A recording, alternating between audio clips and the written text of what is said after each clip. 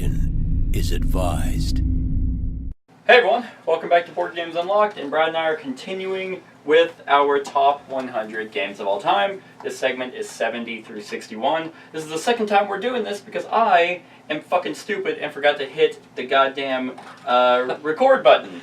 So that was an hour and a half right down the fucking drain.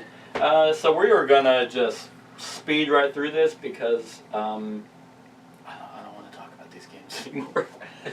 So, we're going to try and be as succinct as possible, starting with my number 70, which fell from 54, so it has fallen 16 spaces, and that is The Others. The Others is a fantastic one versus many game set in a world where the one person controls one of the 7 deadly sins. The other players control heroes trying to fight them off. Interesting theme. Awesome mechanics where both sides make big moves, and this is actually one of the games that I don't own anymore, but I do want to get it again. That's The Others. Awesome. My number 70 is Village Attacks. It's new to my list. Pretty much straight up simple deal. You're playing the bad guys. It's full co-op. You're working to you're protecting your castle. Good guys are coming into the castle. You're wiping them out and upgrading your characters throughout. It's a scenario-driven game, and it's just unique theme. Yep. You know, you're just whooping good guys' asses. Yep, awesome. 69! My 69 is new to the list, called Rise of Tribes. If you watched my top 10 of 2018, I believe it was on there. And Rise of Tribes, it's a worker placement game where you're just gathering resources, trying to build villages to get points for that. The unique thing about this game is the 4 actions that everyone can do is dictated by 3 sets of dice. On your turn, you roll 2 dice, and if there's doubles, then an event potentially triggers, but then you take these dice and slide them onto a track of one of these actions, and if there are double suns, you get a really good part of that action. If it's double double moons, then you get a weaker part, and if there's nothing, you get a standard part. So it's just trying to mitigate that, and first 1 to 15 wins. They add a bunch of advanced variants to make the game more replayable and just have more theme to it. I really like it for its simplicity, and that's my 69. All right, my number 69 is also new to the list, and it is Fortune and Glory, Flying Frog Games. It's a world map, but it's Indiana Jones, the board game, in my opinion. You're going all over the world doing these events. It has, what are they called? Cliffhangers. Cliffhanger cards, which always bring up really cool and interesting, kind of not necessarily thematic to the mission, whatever you're trying to accomplish deals, but it's not the greatest game in the world, not the greatest world book in the world, but it's a fun game. It's on this list because it's fun. And I really don't know what else more to say about it. I mean, if you like Indiana Jones theme, you'll probably like this game. Just don't go into it expecting a serious board game. Right. You got to go in and just expecting. I can't even really think of a game that has that theme besides Fortune and Glory. The Adventurers. Oh, okay. That Fantasy Flight put out. It's out of print now. It kind of had it because they even had the rolling ball. Oh, the rolling gosh, the deal. It's called the Temple of Shock or whatever. That's another one that kind of has that theme, but it's out of print right now. So okay, yep, awesome. Fortune Glory is I think it was 117 for me, so it's not on my list anymore. 68 is a fantastic 2-player game. Fell from 47, so 21 spaces. I'm not even quite sure why it fell so much, but that is Santorini. Completely overproduced, but which I don't say that negatively. The game looks fantastic. I love the 3D models of the buildings with the blue tops. Looks actually very close to Santorini. I love the asymmetrical powers of the gods, and it's so simple to play the game, and everyone has their awesome, god abilities that changes how they are going to try and win the game. Because the first one, the game ends pretty much the same way unless you have an alternate god ability win condition. But the first one to the 3rd level, but you can block each other constantly throughout the game. One of my favorite things is that they have a rulebook that shows you who not to match against. So if you're randomly giving gods out and you look at them and you're like, oh, it do not match with this person just because they're going to be unbalanced and it's not going to be fun for anyone. I really like that. Not a lot of games do that. So Santorini is a fantastic two-player game that is puzzly for it's deep enough for a strategic player, but also light enough for not those that I really like. So that's 68. All right, my number 68 is my favorite Star Wars game. It's Star Wars Imperial Assault. It is also new to the list, and it will be climbing the more I play it because of the app. Yep. You're running through scenarios. If you use the app, it sets you through. It kind of does the Mansions of Madness or the Descent app thing with it, where it tells you how to set up as you move along the story. And since they've got it done with all of their big box expansions now, it's just gonna be odd. I mean, because I play primarily solo, so right. It's just gonna be perfect for me to go through since I'm a Star Wars nerd. Yep. But yeah, I mean, it was my 79. Yeah, so it will definitely climb. And like you said, mine will probably climb too once the series is going and kicking. Yep. And like I said with that one, it's so much more world building and campaign building that the app is just, I'm so happy to have it. Awesome. 67 is this was one of the big drop-offs, mainly just due to lack of play. And whenever I first played this game last year, it was like pretty much right after Gen Con. But it is Fate of the Elder Gods. It was 26. It fell 41 spaces. But Fate of the Elder Gods is still a fantastic cutthroat game where you are the cultist trying to summon an ancient one, which I really like that idea because it's reversed from a lot of other Cthulhu games. So in this, you are placing your workers in various locations on this board, activating locations to benefit you to get, your Elder God closer to awakening while trying to hinder your opponents and you play these constellation cards, essentially, that are pretty much just color-coded that help you play spells and help the ability or the location abilities do more, while sending investigators to your opponents to hinder them. I very much like the theme of this game. I love the gameplay, and I mean, it just doesn't get played a whole lot, and I don't know why, but I have to think about playing it again recently, so that is my 67. All right, my 67 is a new game to the list as well. It's got Asian theme, kind of a boring theme. It's called Kanagawa. You're learning to paint is what the theme is. It takes place back in the 1800s Japan. But it's a set collection game. You're collecting cards from different seasons. And depending on what season, you're going to score more points, different points, whatever. It has a nice little, unneeded, but a nice little like sushi roller thing is what you set cards on and stuff like that. You have these little paint pots with a little paintbrush sticking out that you use to place on different things for different purposes. It's a simplistic game. It's a pretty game if you like Japanese painted art kind of stuff. Which I do. Yeah. So I mean, and it's a nice simple game. So like you can breeze through. I think a game may take 30 minutes. Okay. It's a pretty short game. But definitely pick it up for if you're looking for a decent little gateway or a filler game. Okay. Yep, it's a good one. 66 is it actually rose from 77, so it rose 15 spaces, which is actually surprising. But it is Ulm. And Ulm is a game that not a lot of people talk about, and it's difficult to explain why this game is so good, because it's a point salad, and you are in the German town of Ulm, which I think the reason why I like this so much is because I have personally been there, and I've been to inside the cathedral, which is absolutely stunning.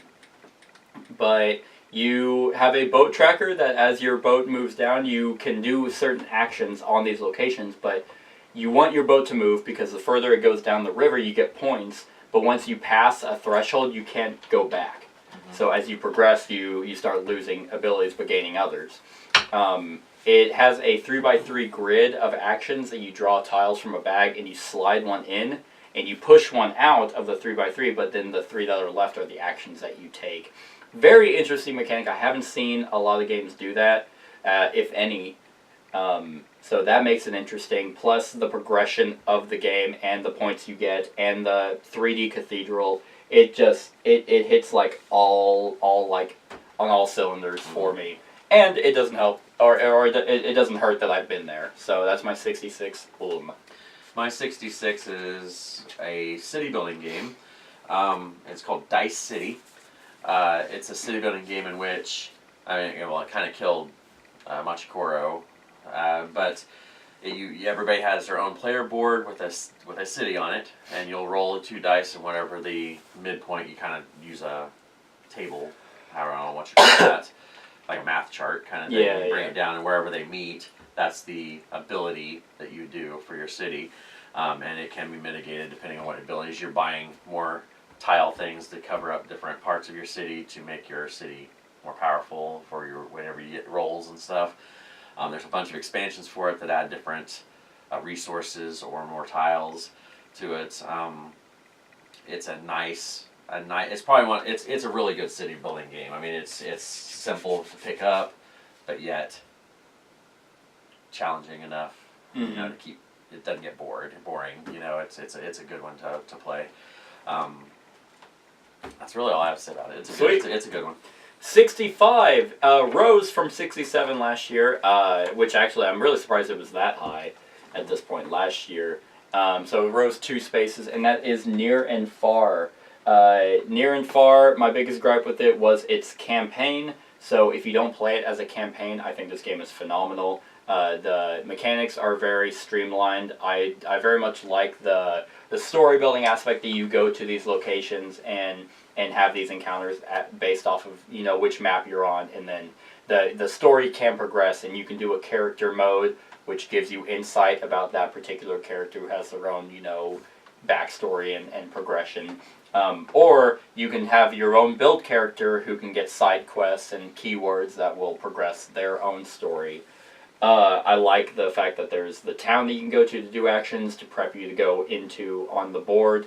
I like that storybook thing. Stuffed Fables does that too, that little spiral notebook. But I don't like this with the race mechanic of whoever gets their tents out the quickest is most likely going to win. So it kind of, if you don't have that race mechanic, then I very much like it. And I haven't played it with the new expansion, but I can see this going up by playing the Amber Mines expansion, because it adds just more to just the mine portion that makes it just deeper and not as just goes somewhere, place a tent just cuz. So that's my 65, Near and Far. All right, my 65 is another city building game. This is Days of Wonder's take on it. It's Quadropolis. It's right there with Dice City. It has tile laying in it, and that's why it's that one little step ahead of it. They're pretty much equal in my eyes otherwise. You're tile laying to... We're good. Is it recording? I'm paranoid now. But you're tile laying to make your city better. And I know that's a simple take on it, but Days of Wonder doesn't do bad games in my opinion. Everything they do is pretty solid. They have some that are better than others, obviously, but they're pretty much all going to be solid. Good art, good components, good gameplay. This one falls right on line with that. I mean, you have a small grid of your city, and you're just improving it as you put tiles on. I mean, it's really that simple, but yet it's still strategic. Still deep, yeah. They hit a perfect balance of simplicity, but with deep mechanics. Right. All right, 64 is a game that fell from 42, so 22 spaces. Granted, I have played this since I made this list, so it would still probably have fallen, just not 22 spaces, and that is Tikal. Tikal is a wonderful worker placement. Well, not really worker. I wouldn't call it worker placement, but you are exploring Mayan temples with your workers that you move onto the board and advance onto these tiles to excavate more of these Mayan temples, which just increase in points, and your area controlling these areas to get the most points whenever the scoring rounds come around. You're also Because it's really neat because you place these tiles and whenever you draw one, you get to orient them how you want, so you can make them easier to get to for you through a certain path, but you can make it harder based on where your opponent is. You can also find treasures, which is set collection that can get you a bunch of points, but it's a very solid area control game that I've only ever played with 2, funny enough, but there's enough that you can still hinder your opponent and battle for these temples, but you also have enough to do what you both want to do. And I can only imagine it just gets more cutthroat and busy with more people, which would be awesome. Kat had mentioned that she just wishes there was a deluxe version of this game that just, get better components and better art. And, I mean, just with art that's coming out on board games now, I can this game would be gorgeous, like, if they did a deluxe version. So, Rio Grande Games, make a deluxe to call. That'd be awesome. So, that's my 64. All right, my 64 is a game that I know it went up 7 spots from last year. I didn't say Quadropolis was new to the list. Okay. And Dice City had fallen 6. I didn't say those earlier. Dice Forge, though, went up 7. And it will go up more because there's an expansion getting ready to come out, which is the one biggest thing this game needed. Has the special mechanic of it has dice where you can remove the faces and replace the faces of dice, making your dice better, or customizing them to what you want. The game box is actually used in the game for storing stuff and everything. The expansion is going to do the exact same thing. It's going to add another box that is used in the game. So it utilizes everything, but you're placing a pawn someplace, and then you are taking a card from there. It could be a card that you use for its ability. It could just be strictly a victory point card. You play a set number of rounds, and then whoever has the most points wins. But the cool thing about it is there's little downtime, because every time it's somebody's turn to roll, whatever they roll, everybody gets, even if it's not your turn. So you just go around and you're constantly getting stuff, whether it's moonstone, sunstone, moonstone, or gold, I think is what you're gathering, and then you use that to buy stuff from the market, and then you just go. I mean, it's a simple game, and it needed this expansion to add more types of cards. Yeah, replayability. And new faces of the dice, but it's a really cool game. Yeah. Alright, here's my ripped card that I'm super bummed out that we didn't record because that was funny in the moment. So that's really what I'm bummed out about, because this game fell from 19, so it fell 44 spaces. And I don't even, it's not even due to lack of replayability, because I've played this not too long ago. But it is one of the 3 hidden movement games that I own and that I still like, and that's Letters from Whitechapel. Set that over there. Letters from Whitechapel, like I said, is a hidden movement game where one person plays Jack the Ripper and the other players play the cops in that time period. And Jack, at the beginning of the game, chooses one number on this board, and there's hundreds of them, as his hideout, and then he chooses a wretched pawn, which have fixed locations on the board, to kill, and that's his starting zone. So everyone knows where Jack started, but then he can go pretty much anywhere, and it's up to the investigators to find clues and figure out what path he took and in what direction, and find his hideout and stop him from getting there before 4 nights go by where he kills everyone. So yeah, I mean, it is at this point, I think it is my least favorite. It is not, actually. Hunt for the Ring was 77. But I can see Hunt for the Ring surpassing this for 2 reasons. 1, Lord of the Rings. And 2, how well... They did a really cool thing in Hunt for the Ring, where how well you do in Hunt for the Ring, you can bleed over into War of the Ring. Right. So I can just see with more plays on both ends, Hunt for the Ring will beat it, but it's 77 to 63, so they're pretty close to each other. But yeah, Letters from Whitechapel is still a fantastic hidden movement game. Yeah, it's 63. Perfect. My 63 is Firefly, the game. It's a really long game. If you like Firefly, even if you don't like Firefly, I think you'll still like this game. If you like Firefly, it just adds that much more into it. It's a lot of pick up and deliver, until you start adding in some of the expansions, and it adds other things like pirating and stuff like that. But as you travel around the universe, or the verse as they call it, and you land on certain planets, there are decks of cards for each planet of stuff you can buy or people you can hire and stuff. So you're adding to your crew, you're picking up stuff. You can get jobs at those places too, because there's a person at each of those planets that offer jobs. Oh, okay. And you can either take moral, like legal, illegal. It's a sandbox game. Yeah. I guess would be the best way to say it. You're all over the place, but most of it's pick up and deliver. Have you played Zaya? I have not. Okay. And I would like to try that I was sometime. curious to see if you. Because I've heard that's a true sandbox space game. You can pretty much do whatever the hell you I want. played Zaya, and it's pretty close. It's more of a sandbox than like Western Legends. Right. You have right. more options and more things to do. But my copy actually should be coming soon, because I got the full all in Right. with the expansion and stuff. So. Yeah, it'd be interesting. I wanted to try that one. This one fell 10 spots for me, and it's just because I don't own it anymore. Okay, Because I never could get it played. that's fair. Because it's a long game. It takes a long time. How long do you know? It just depends, because you can choose. Like when you pick your scenario at the beginning, 'cause it's not really a scenario game, but you can kind of pick like what the overall theme. Like if the first person to reach however many 10,000 credits. Oh, I see. Wins. And there's different versions of the game you can play, and some of them are longer than others. Okay. It just depends. Oh, I But gotcha. it's a long drawn out game because Okay. your turns are pretty Extensive. when you're searching through decks looking for for cards and stuff. Gotcha. But yeah, it's a good one though. Awesome. Yep. All right, my number 62 is new to the list, and it is Mythos Tales.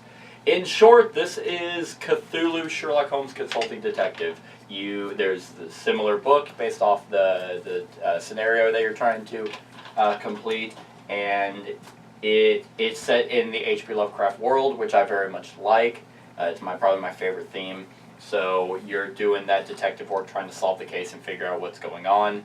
And what I like about this one over Sherlock Holmes is this one actually has a timer to where you can only do a certain number of leads before the game is over, and you have to go answer questions versus just feeling it out and I guess we're done.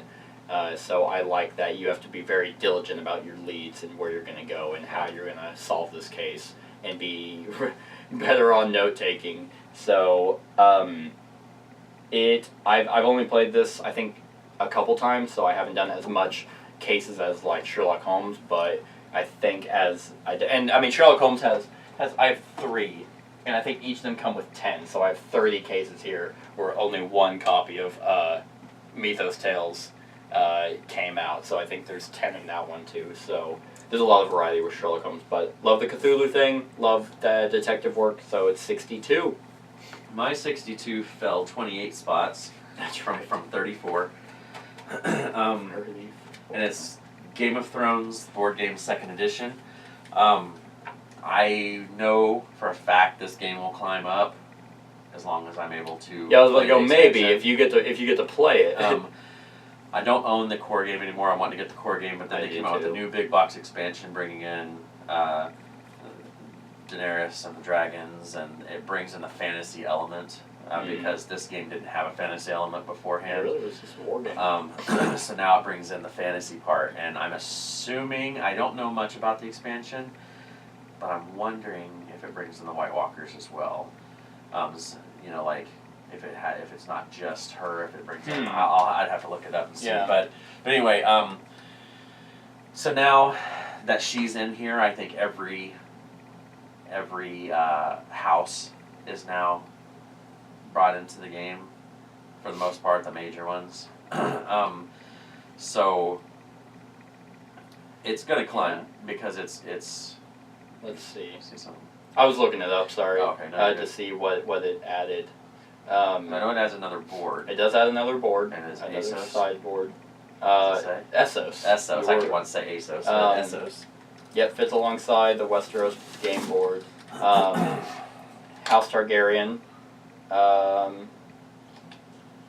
Has little need for castles and strongholds that are easily felled by dragonfire. Instead, their goal is to uncover the remaining Targaryen loyalists and rally them against the current holders of the Iron Throne. Awesome. Interesting. And they're purple. Yes. The key power it comes in the form of Daenerys' 3 dragons.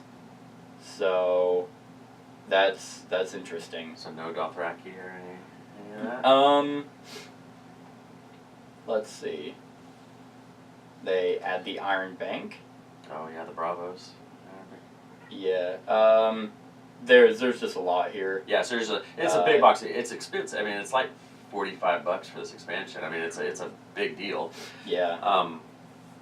But anyway, so my like we previously recorded, I'd like to have a full 6-player just battle royale with this game, just to see. I mean, it'd take forever. Oh yeah. But it's just something you have to try. Kind of like you tried the all expansion Arkham Horror one time. Yeah. I want to do the all max player count Game of Thrones, because Game of Thrones is awesome, and because I just want to The see game what it is does. solid, and but I've only done it with 3, and even at 3, it's pretty good. The But biggest I played is the biggest 4 complaint I have it. with that game is that it's a static board Right. because it's Game of Thrones. So Right. Starks will always start in the north. Right. And so it's going to be interesting. Yeah, I think it would be sweet. But anyway, it will definitely climb back up, as barring I get the expansion and we're in the game and we play it. Yeah. But there's a lot of potential there. Yeah. It's been needed for a long time. For sure. You know, Yeah. big gap. It's really between- weird how when it Right. just came out. Well, I think it's because the last season of Game of Thrones is coming up. There's a lot of still buzz with that IP Mhm. once the show's over. Yeah, who And knows? maybe done, so they might as well go for it right now, you know? That's true. All right, and last for this segment is my 61, which is brand new to the list, and it's called Everdell. Everdell is a gorgeous, gorgeous board game about woodland creatures. It's a tableau worker placement game, so you have your own workers, starting off with a small amount of workers. As the seasons progress, you get more, which then in turn allow you to do more. But you go on the board to get resources and stuff and draft cards that you can build and put into your tableau, which give you abilities, which give you points, and then which also give you more places to go personally with your own workers. It's a very surprisingly deep game that you wouldn't expect just from looking at it and seeing the artwork, but there's a lot to go into it. I love tableau building and seeing your own little village, how you prepped, for winter. Another thing I really like about this game is you dictate your own speed on how you progress. So, like, I can be in further seasons or ahead of everyone before others get to, like, the next season. So, if I pass, then I'll get my workers quicker. But if you're able to be diligent and smart about your worker placement in a place and get resources, which then you spend to do more, and you just keep doing that, your turns can go on longer than a lot of other people if you're efficient. So I very much like that. It kind of reminds me of Simurgh, which I don't know if you ever played. No.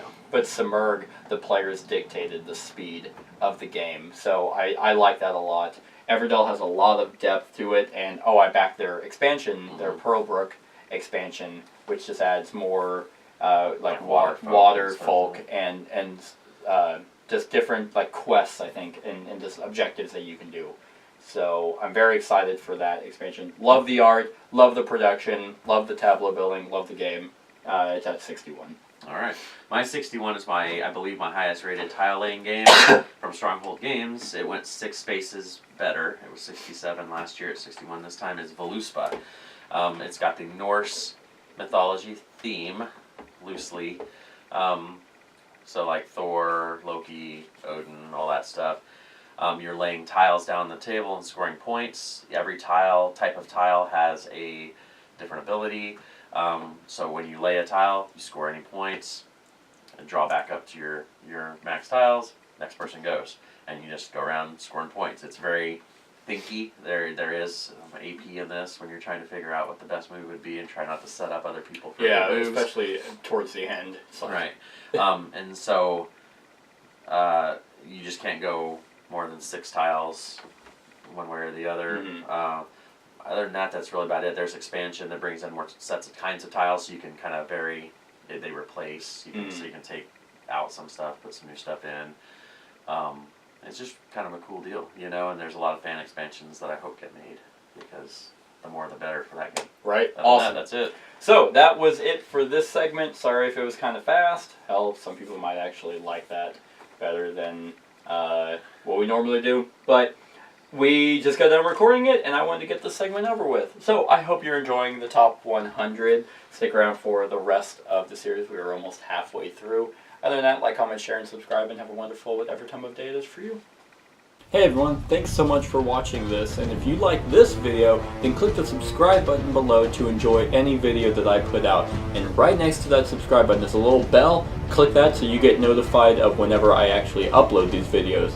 If you want to support the channel, you can definitely visit my Patreon page. The link is in the description below. Other than that, like, comment, share, and subscribe, and have a wonderful whatever time of day it is for you.